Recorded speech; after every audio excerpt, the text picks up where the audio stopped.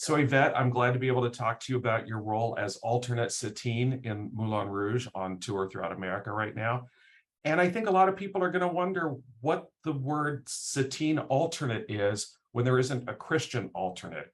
Is that a higher billing than an understudy might get, or what's the delineation here? It is. So an alternate, so my job, which is very interesting, and it's my first time doing anything like this, is I perform the role of Satine once a week, and then more if they need me. So it's different than an understudy where you basically go on if they need you, or a standby, similarly. So this is like a guaranteed performance weekly. Interesting, right? So what are the challenges for you getting up to speed? Instead of doing 8 shows a week, as you did with Hadestown, you're doing 1 a week. So how do you keep the muscles ready for that, the muscle memory, all the things that you have to do? Because this is a very tightly choreographed, directed show. Yeah, that's a very insightful question. I mean, I actually end up, what I've learned is if I rehearse myself a few times a week, like I'll just go down to a rehearsal room if there's one available, and I'll sing through the whole show, and I'll do whatever little things I think I need to look at, or I'll sit with some of the scenes and just kind of, as if, like as on any project, you want to like try and get deeper. Like just because you've done it and you know what the blocking is and what the songs are, to me, like the work is never over.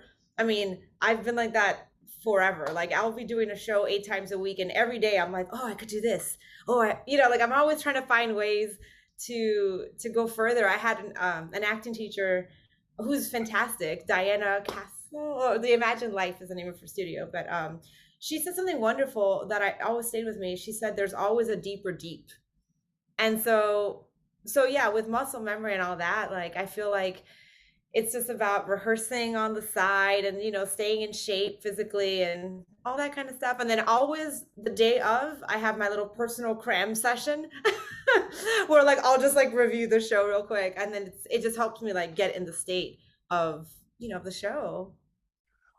Well, before we get on to the specifics of the show, it seems like in the last, like I guess this year in particular, when COVID was ravaging Music Man, for instance, or other shows, Company.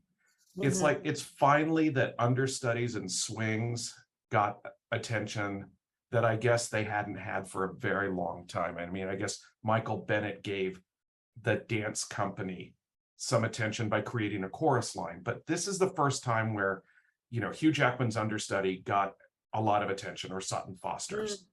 And I'm wondering if you think that this time that we're in is going to not only give people who are unsung heroes in plays and musicals their due, but also other opportunities that they might not otherwise have. I mean, it's possible. I think it's interesting being in this position for the first time, and how it's not doing the regular track. It's not an understudy, it's not a standby, but then also seeing that world from a different perspective. And what's really amazing is swings and understudies, like everyone's amazing. Like everyone's a fantastic performer. And if you got the part or even an understudy, like you still have to be at a certain level to even do that.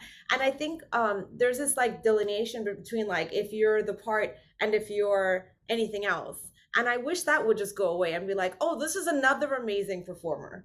And this is, and they happen to be the understudy, or they happen to be an alternator. I mean, Ashley Loren is wonderful. She was the alternate on Broadway for a while, and now she's like doing the role. It's like everyone's just a wonderful performer, And I think it's great that, the like Hugh Jackman calling out his understudy. I think that's fantastic. I think it's a very it's a challenging position to not perform every night, and then to have to, and some people have to learn like 9 roles. It's just like the most amazing thing. So I think it's great that everyone's getting credit. I just wish that those titles would go away a little bit, even though like they are what they are, but just to acknowledge the performer, and not so much the position that they hold. Well, and I want to acknowledge one other thing that I think is really great about Moulin Rouge, the musical, is the role of Satine was played by Nicole Kidman, who could not have been more porcelain white in that show. And the first person cast, on Broadway was, let me see if I get all these ethnicities right. Puerto Rican, Native American, Dominican, and Chinese. Karen Olivo.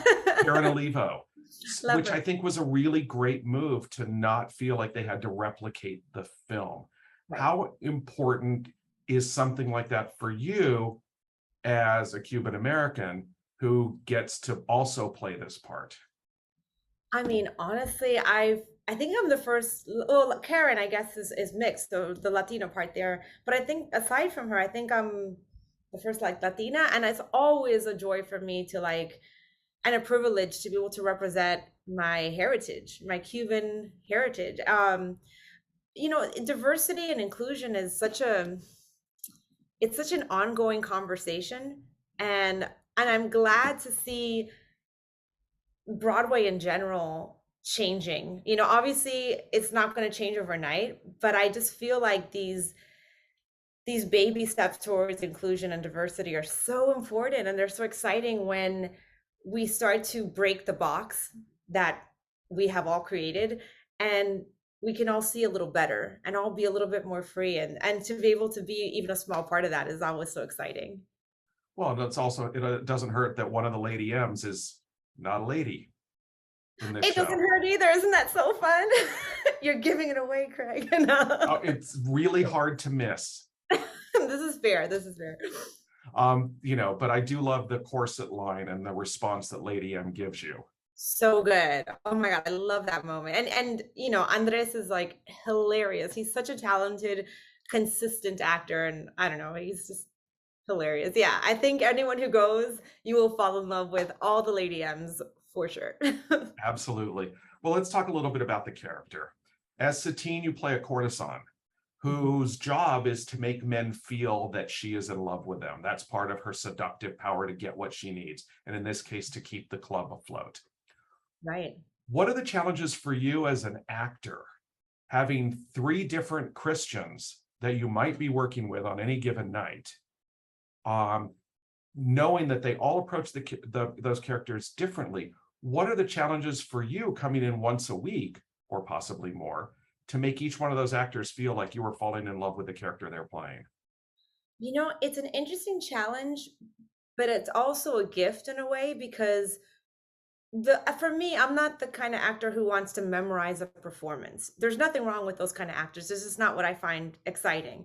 And so when you have a different Christian, right? You have to be present. You're forced to pay attention. You're forced to learn them for the first time, and be curious about them, and be affected by them as it's happening, instead of your idea of it. So in a way, it's kind of an interesting gift, really. Do you find that as a result of paying attention to what they're doing, that your Satine becomes different based on how Christian is responding? Because I've Yeah. seen two of the Christians and they couldn't be more different. That's right. Yeah, absolutely. I mean, I feel like you're constantly responding. It's like water, it's like it's crashing in, since you're gonna go that way. Like, I think you have to be a limber in that way. So it's an honest response, and you're listening. You're like, if someone says it one way, you're gonna have to respond. You can't just do whatever you practice. Like, that's not gonna work, right? Right. But how much latitude is there in a show like this that is so tightly blocked? I mean, every cue is down to, I'm sure, is down to the second. Well, I mean, honestly, like, even though the takes and the essences of the actors change, there's a certain rhythm and time as well, like that does stay the same. Like, they time the show, and they're like, oh, we're over this much, and so there are still certain boundaries that we try to adhere by. So it's never too far away, if that But makes you're sense. still, able to put your own stamp on things. It's not so structured that you're following an exact blueprint of what Satine is supposed to do at this given second. Yeah, yeah, pretty much. I mean, I think that maybe there's some things that they want a certain way, so you end up doing that. But I think that the freedom to be yourself and to put your take and your spin on things is allowed. I mean, that's the joy of theater. It's like your version of events, right? Right, and that's the joy for the audience, because we're not seeing, you know, if somebody crazy as I am to see the show twice in a week, you know. Oh, I love that so much. but I don't want to see the same show. I want to see different energies, different chemistry, Right, for instance. right. I just somehow, hold on, I just moved the screen for some reason and there you are. Yeah, I mean, exactly. You want, well, and the thing is, even if it is the same actors doing it every night, like hopefully you'll see a different performance as well. Just because every day, if you're, you know, it might be a little different. Hopefully, that's the goal, I think. Now, at what point did you first get exposed to the movie? Because I'm not going to say how old you are, even though I happen to know. But let's just say you weren't even out of high school when this movie came out. I mean, I remember seeing the movie though, and I'm just like falling in love with everything about it. I mean, obviously, it's like this love story and it's sad and all the things, but I just remember being blown away by the orchestration.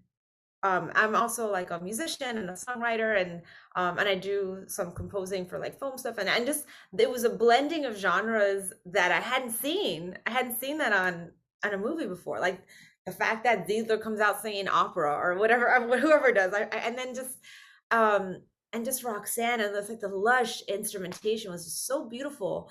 So I was really just blown away, and obviously the Christian in the movie, like heart eye emojis for days. But I mean, it was amazing. So that was my first encounter with it, was just like loving it so much, just being blown away by the fact that you could make something so epic on the screen.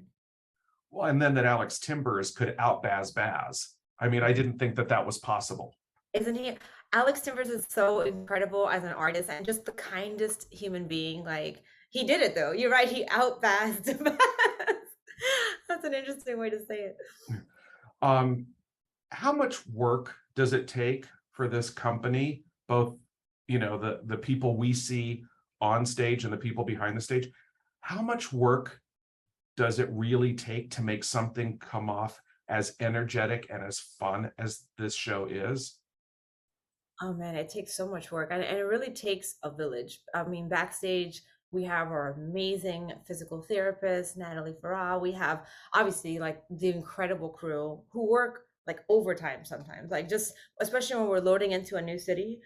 I mean, those guys and gals put in so much work, and like it's just, I mean, we couldn't do the show without everybody, the hair and makeup department, it's just like wardrobe, like there's so many moving parts to any show. But wait, what was the original question? Well, how much, I mean, how much work does it take? I mean, I told my friend Michelle, who was with me last night, look at the freeze at the end of Tango Roxanne that opens the first act, and the position those dancers are in. And there are nights where the ovation is a lot longer than it was last night. Yeah. And I can only imagine the wear and tear that given moment does on all those bodies. No, that part is, yeah, absolutely. And just also the choreo in the show, like there's so much movement, it's nonstop. A lot of times once you're on stage, like you're there for a while and doing things that are challenging on the body. I feel like, and also vocally, like it's a lot, especially for the Christian and Satines, like it's a lot. So I feel like everyone has their own process to like stay healthy. Like I know for me, like I'll have to stretch, right? I notice I have to do cardio just to like stay on my game. You know, you take your vitamins, you rest, you make sure to like rest when you need to rest, and that's like so important. But I mean, everyone's so different, but I think we could all agree it's a beast of a show, and it definitely requires taking care of yourself. Now, you talked about this show ultimately being sad. I have a theory I want to run by you. Okay, I'm ready. I have a theory that the greatest love stories that stand the test of time are those in which the couple does not end up together. I'm talking about dramatic love stories. Romantic comedies are a separate thing altogether. Okay. But if you can go all the way back to Romeo and Juliet, or you can do Gone with the Wind, Casablanca, The Way We Were, Titanic, I can keep going on. But those love stories that we love and hold dearest, closest to our hearts are the ones in which the couple, for whatever reason, doesn't end up together. Why Mm. do you think we respond to stories like that? Ooh, such a complex question. Um, you know, love and life is this endless dichotomy. We know our time here is limited, nothing's guaranteed, but we also know that even when a relationship ends, whether it's a breakup or, a death, the people we love always end up living inside us in some way. And if we hold a memory of them, they can still be with us and guide us like the stars, right? I think we love to see this on stage and on screen, like the idea that love can somehow still last forever if we let it, and that it's still worthwhile even though we know how it ends. Death is a part of life, and there's actually this iconic line from Hadestown I love, which is, "It's a sad song, but we're gonna sing it anyway." And I think it's the hope that it could turn out differently, right? But in reality, we know the ending at all times. Like it's just like the elephant in the room. Um, No pun intended. no pun intended, because there's an elephant in the room. Yeah, but those are some of my thoughts on that. Yeah, fair enough. Well, let's talk about something a little less, emotional, which is I had the privilege of seeing you in Hadestown, Yeah. um, and which is a show I also love. But I would have to assume there's a different joy in doing this show and getting to wear the costumes you do in this, because as the Fates, I wouldn't exactly say that those costumes had any sparkle to them, How but dare. well, to be No, you're honest, right, you're right, you're right. it's a different world. It doesn't require that. But with Right. Satine, you get to wear like the best of the best. So, you know, how much fun is it to have like the ultimate dress up role in a musical right now? I mean, I have to say it's amazing. Some of those quick changes are quick, but our incredible costume designer, Catherine Zuber, is just so brilliant. And it's honestly, even the fittings were so much fun because you get to see what she was probably envisioning, and just honestly, I've never been in a show that had so many costume changes. And these are all so spectacular. There's feathers, there's sparkles. Like it's so much fun. Like I love them all.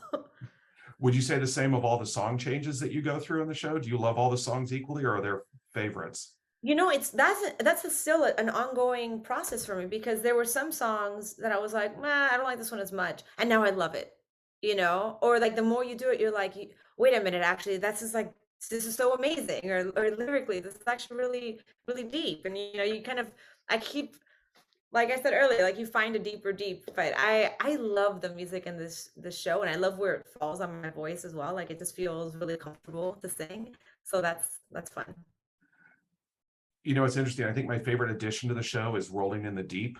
Yeah. I just think that that gives you guys such a great moment that is unexpected for people who are expecting like just to see the movie.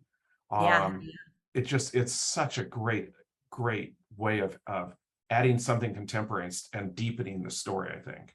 I know our Justin Levine is like our amazing orchestrator and arranger, and he did such a great job at figuring out songs to move the story forward.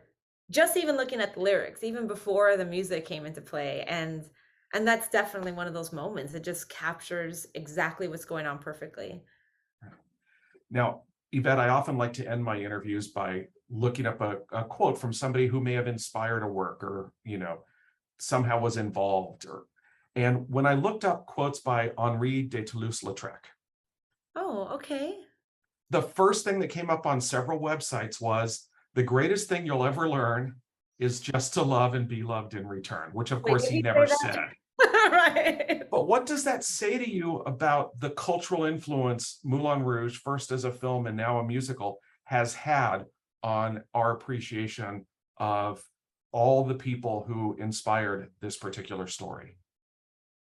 What does that quote have? Say that again. Yeah, the fact that we're quoting Nature Boy and attributing it to Lautrec, which of course never happened. But I'm Right. just wondering, that obviously says that Moulin Rouge has entered the bloodstream, the zeitgeist of this world, that websites are now using Nature Boy as one of Lautrec's quotes. I mean, first of all, I think that's hilarious. Do you know who the original author of that quote is? Well, I don't. Should we look it up? Let's fact check ourselves. No, I think it's testament to like how powerful this show is and how much it's part of our pop culture and internationally. Now it's like in all these other countries, and it's a beautiful quote, obviously, that that the greatest thing is not just to love, but to be loved in return. Like that's like the full cycle of requited love. Like what a gift. And I feel like it's also beautiful that audiences are responding in the way that they are, because it's like we're loving and we're sharing our hearts on the stage, and they're loving us back, and that's kind of like a full circle moment, I think, for the show. Right. Now, speaking of full circle, and I cheated by saying that's normally how I like to end the interview, because I'm not going to end it with that. Okay. But do you think that taking this role on full time, either in the tour or in New York, may be in your future? And is that something you'd like to do?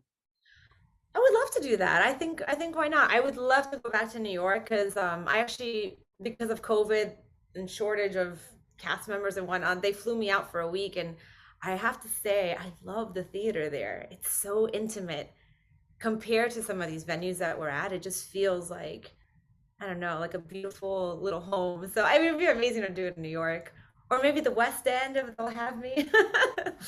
But yeah, I mean, it's a great show. I'm so happy to be a part of it, honestly, and in whatever incarnation that may take. Right. Well, I am going to end by asking you about something Baz Luhrmann said. Okay. He said, and this is something he's quoted as saying. Now, whether he actually did or that somebody's attributing to it, I have to be fair to Baz Luhrmann. I couldn't find the exact place where this was said, but I find it interesting. And he said, I understand that anything actors are doing, good or bad, is motivated by fear. And I wonder if you think his assessment of actors is fair, and what role did tackling a character like Satine in a musical this big, what role did wanting to tackle something that scared you? Because I would have to assume this is a daunting thing to get into, no matter how experienced you are. But what role did confronting your own fear of taking on a behemoth like this play in choosing to do Satine and the experience of playing the character? What role did fear have? Is that what you're saying? Well, yeah, I mean, most actors I talk to say, I only take on things that I know are going to scare me, because if they're going to be easy and they don't scare me, there's no reward at the end. That's so true. You know what's interesting? I did think that initially doing this role would be a little daunting. Like it's so much. When she's on stage, she's on that freight train till the end, right? But once you're actually doing it, it's not as scary as you thought it was, which I love, because I feel like that's probably true with all things. It's just bigger in our heads. But then when you're in the moment, you're in that moment. So you can't be scared. You have to tell the story. You have to sing the song. You have to do whatever it is.